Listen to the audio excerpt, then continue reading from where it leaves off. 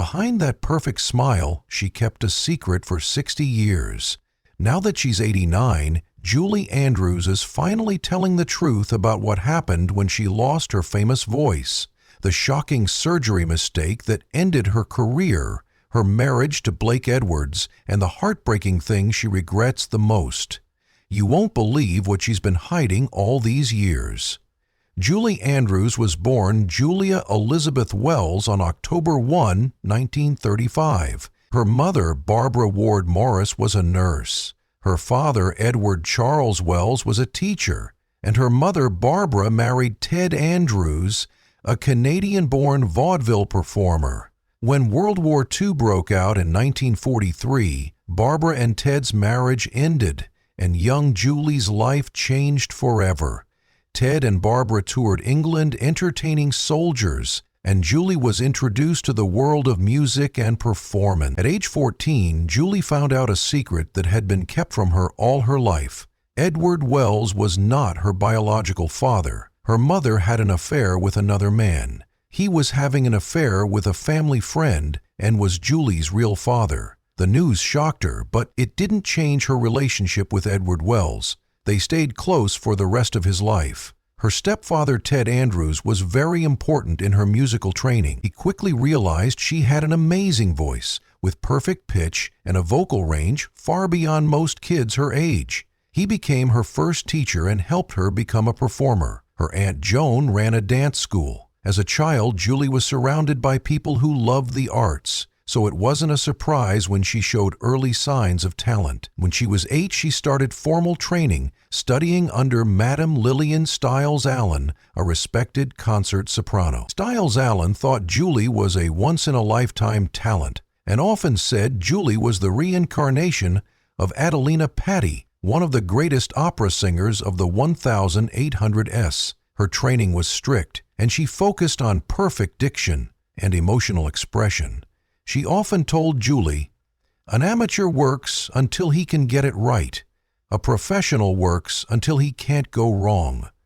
Julie took these words to heart and trained hard. Lessons with Stiles Allen were tough. Julie traveled alone from London to Leeds to attend them, staying in a freezing cold room in a house lit by gas lamps. Despite the uncomfortable conditions, Julie loved every minute. In the evenings, she and Stiles Allen drank homemade ginger beer and told stories about famous people. She studied with Stiles Allen until she moved to the United States in 1954. When she was only 12, Julie got her first big break on October 22, 1947, when she made her professional debut at the London Hippodrome in Starlight Roof, a musical revue. She sang Jesuit Titania, a difficult role from the opera Minung. The audience was amazed. At age 12, she had already shown she could hold a stage like a seasoned performer. The show ran for over a year, and Julie became a star. In 1948, she was just 13 years old when she performed for King George V's Sixth and Queen Elizabeth at the Royal Command Variety Performance at the London Palladium. No solo performer that young had ever been to that event before. While she was in Starlight Roof, she met Wally Bowe, an American comedian known for making balloon animals on stage. He often brought kids up to help with his act, and one night young Julie just started singing. It was completely unplanned, and the crowd loved it. It was a small but memorable moment that showed how charming she naturally was. Julie made her official West End debut in 1948 when she was only 13. She played parts in pantomimes and musicals like Aladdin and Humpty Dumpty. Playing Cinderella was one of her most important roles during this time because it showed she wasn't just a singer. She could also act, giving a role warmth and humor and setting her apart from other young performers. At the same time, she was becoming known on radio and TV, and she became a regular on BBC.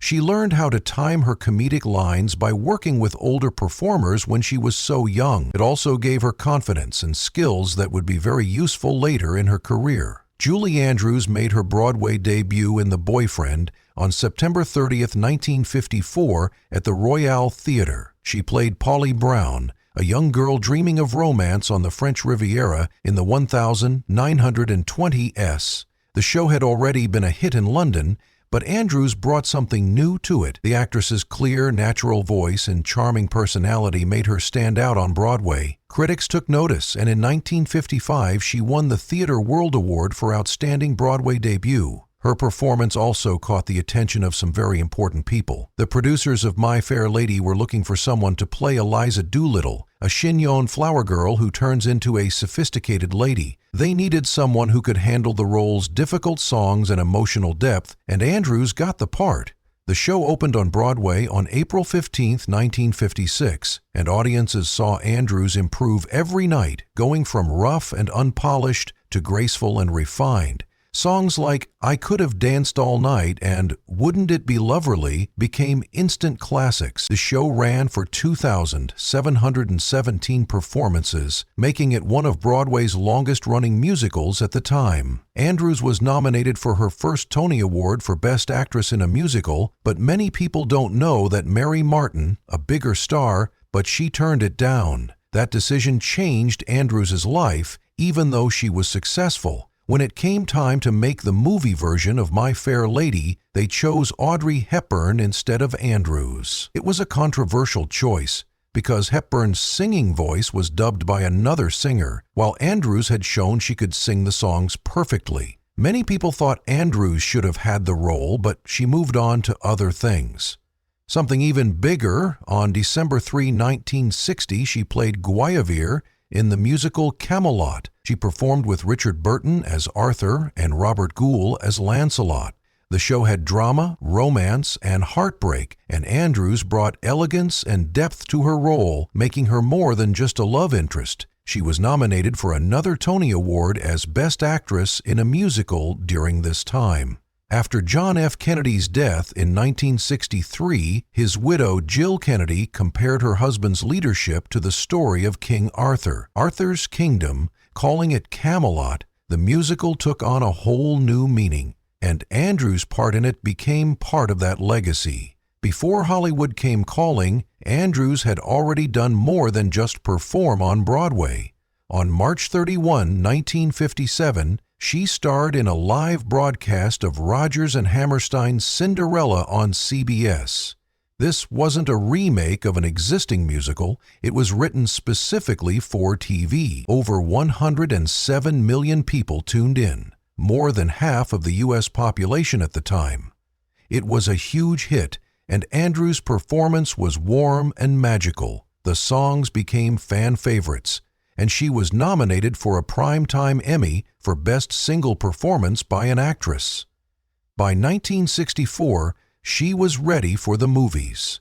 Walt Disney had been looking for the perfect actress to play Mary Poppins. He wanted someone with a beautiful singing voice, a strong presence, and a hint of mischief, and Andrews had all of those things. The movie came out on August 27, 1964, and made $31 million at the box office. Andrews won the Oscar for Best Actress at the 37th Academy Awards in 1965. It was a big deal because she beat Audrey Hepburn, who played her in My Fair Lady. The win showed that Hollywood had underrated her. Her next movie, The Sound of Music, was even bigger. It came out on March 2, 1965 and became one of the highest-grossing movies of all time, making $286 million around the world. She played Maria von Trapp, a young nun-turned-governess who changes the lives of an Austrian family through music. The role was based on a true story, and Andrews made Maria feel real, kind, strong, and full of joy.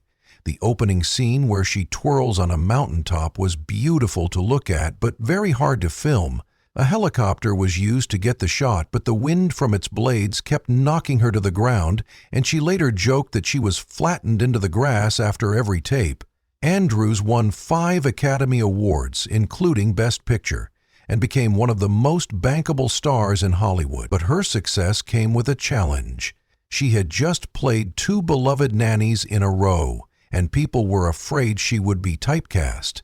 She knew she had to show she could do more.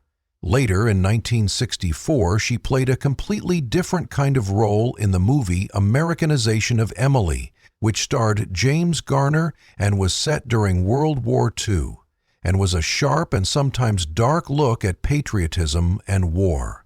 Andrews played Emily Barham, a British widow who learns American culture. It was her first major dramatic role, and it showed she could do more than just sing in musicals.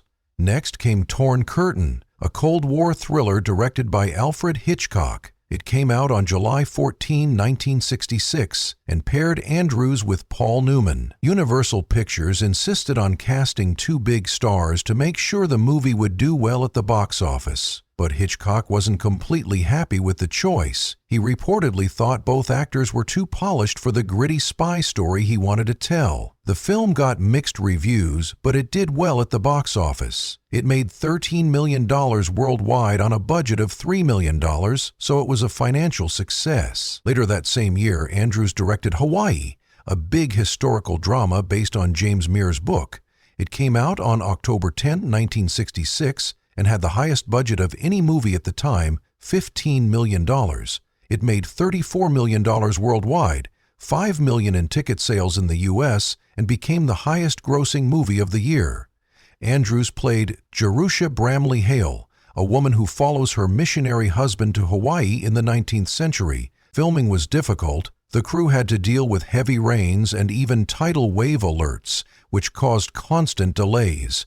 Despite the problems, the film received 7 Academy Award nominations. One of the most surprising things about Hawaii was that it brought attention to first-time actress Joseliane Lagarde, who played a Hawaiian queen. She had never been in a movie before, but she won a Golden Globe for Even Though Julie Andrews played the lead role. Lagarde's performance became one of the most talked-about parts of the movie. Julie Andrews was one of Hollywood's biggest stars. Mary Poppins, 1964, made her famous, and The Sound of Music, 1965, made her a legend. She had charm, talent, and an audience that loved her. But by the late 1960s, things started to change. In 1968, Star, a big-budget biopic about famous stage actress Gertrude Lawrence, almost ended her career. The director of The Sound of Music was in charge, and the budget was a huge $14 million, which was a lot of money at the time. But something went wrong. Critics said Andrews' performance felt too staged and unnatural, and some even said it was overdone in its hideousness, which was harsh criticism for someone known for her easy charm. The movie bombed, and it became one of the most expensive failures in Hollywood history. Then came Darling Lily in 1970, directed by her husband Blake Edwards. This movie had even more problems. Reshoots took longer than planned, and the budget went up even more, grew to $25 million, and Andrews tried to change herself. She swore on screen for the first time, and in one scene she performed a strip tease, which shocked audiences, who had always seen her as a good person. But it didn't work. The film bombed, audiences didn't connect with it, and it was such a big failure that it ended her time as Hollywood's biggest musical star. Interestingly, Andrews still got Golden Globe nominations for both films, and she was still respected, but that didn't change the truth. Hollywood was changing, so she had to do something new to stay relevant. In 1972, she started the Julie Andrews Hour, a variety show that let her show off her skills outside of musicals. ABC believed in her so much that they gave her a 5-year contract, which was unusual at the time. The show's premiere was on September 13, 1972, and it included musical numbers from her Broadway and film career, as well as comedy and special guests. Critics loved it, praising her charm, voice, and ability to do more than just sing. Ratings showed a different story. The show aired on Wednesday nights, competing with other major shows, and it had a hard time finding a big enough audience. After only 1 season and 24 episodes, ABC canceled it in April 1973. Then, just 1 month later, the Julie Andrews Hour dominated the Emmy Awards, winning 7 out of 10 nominations, including Outstanding Variety Musical Series. The show was a huge success, but it was already over. To make up for the cancellation, ABC offered Andrews 5 variety shows from 1973 to 1975, which was a small consolation but made it clear that her future wasn't in TV. She needed a new path, and she took an unexpected one. She went to nightclubs, even though she was known as the world's most beloved nanny and governess. This was an unusual move, since nightclubs were usually for jazz singers and edgy comedians, not former Disney stars, But that's exactly why she did it. She needed to break free from her old image. In these performances, Andrews showed a new side of herself. Aside from singing jazz standards, she made jokes about Hollywood and even her own past roles. People saw her as more than just a musical theater star. She was smart, funny, and versatile, and critics praised her for being able to switch between Broadway ballads and jazz arrangements. Her nightclub performances gave her career a fresh start, and after almost a decade away from box office success, she came back in 1979 with the romantic comedy 10, directed by Blake Edwards and starring Dudley Moore and Bo Derek. The film was a huge success, making over $74 million in the U.S. It was exactly what Andrews needed. She then made two more risky movies. The first was Sob, a satire about Hollywood, in 1981. In one scene, Andrews shocked everyone by going topless, which was something no one expected from her. It was a statement that she could take risks and wasn't stuck in her past image. The second was Victor Victoria in 1982, which really changed her career.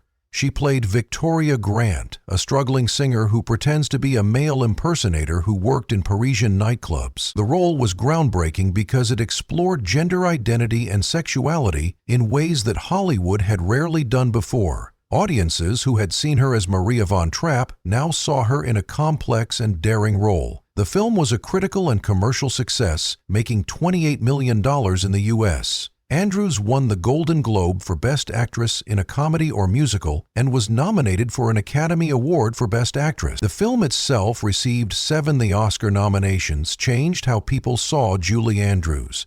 She wasn't just the sweet singing governess anymore. She had range and could play bold, unexpected roles. Julie Andrews' life wasn't just about fame. Behind her success was a woman juggling love, heartbreak, and personal struggles while building a legendary career. She married Tony Walton in 1959, a set and costume designer who had admired her since childhood. They met when Walton saw her perform when she was 11 years old and fell in love. Walton even designed the costumes for one of Andrews' most famous movies, Mary Poppins, in 1962. They had a daughter named Emma Walton Hamilton. Everything seemed perfect, but success came with a price. Andrews was always working, traveling between Broadway and Hollywood, which was hard on her. By 1967, they were divorced, and Andrews was emotionally drained. She decided to go to therapy, which changed her life. Director Mike Nichols encouraged her to do so, and she did. Therapy helped her deal with what she was going through. She talked openly about her mental health years later, hoping that her story would help others. Not long after her divorce, she met director Blake Edwards outside of a therapist's office. Edwards later called it a wonderfully Hollywood moment, and the two of them hit it off right away. They had both been through failed marriages and found comfort in each other, even though they were 13 years apart in age. Their bond grew stronger, and by 1969, they were married and living their life. Together, they had a mix of Hollywood glitz and a deep personal connection. Andrews became a stepmother to Edwards' children, and in the mid-1970s, she and Edward adopted 2 daughters from Vietnam, Amy and Joanna. Professionally, they worked on 7 movies together, including Victor Victoria, 1982, and Sob, 1981. Some movies did poorly at the box office, like Darling Lily, but their relationship stayed strong, and Andrews often said that Edwards' sense of humor made her feel better. They were married for 41 years until he died in 2010, and even after he died, she called him. As her personal life changed, so did her career. The 1980s brought new challenges. In That's Life, 1986, she played a singer who might have cancer. The role hit close to home because doctors had found a lump on her throat around the same time. The movie was about aging relationships and being afraid of the unknown. That same year, she starred in Duet for One as a famous violinist who was diagnosed with multiple sclerosis. The story was raw and emotional, and it gave her the chance to work with Liam Neeson, whose intense acting style she loved. She spent the next few years trying to find answers. Starting in 2000, she had several treatments and 4 more surgeries with Dr. Steven Zeitels at Massachusetts General Hospital. These helped her speaking voice a little, but her singing voice never came back. In 2002, she decided to help other people, so she supported new research on vocal restoration at MIT and Harvard Medical School. Scientists were looking into laser technology and tissue engineering to help restore voices, heal her damaged vocal cords. She refused to go away and found a new passion in writing with her daughter Emma Walton Hamilton. They co-wrote a series of children's books. But no matter what she did, she couldn't get over losing her voice. She has talked about it openly, calling it one of the worst things that ever happened to her. Julie Andrews may have lost her voice, but her legacy will live on forever. The world will never forget her.